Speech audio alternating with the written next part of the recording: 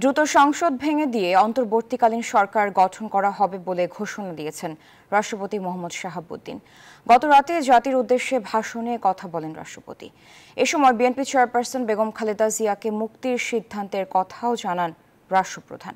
সংখ্যালঘুদের নিরাপত্তা নিশ্চিত ও রাষ্ট্রীয় সম্পদ রক্ষায় সবাইকে এগিয়ে আসার আহ্বান জানান রাষ্ট্রপতি। সভায় বৈষম্য বিরোধী ছাত্র আন্দোলনের নিহত শহীদদের স্মরণে শোক প্রস্তাব গৃহীত হয়।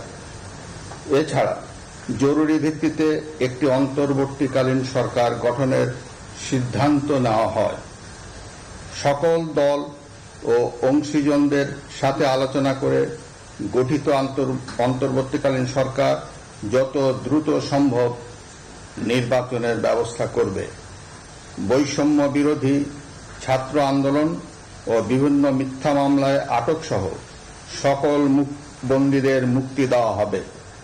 বৈষম্য বিরোধী ছাত্র আন্দোলনের নিহতদের পরিবারদের ক্ষতিপূরণ প্রদান ও আহতদের সুচিকিৎসার প্রয়োজনীয় সকল সহায়তা দেওয়া হবে।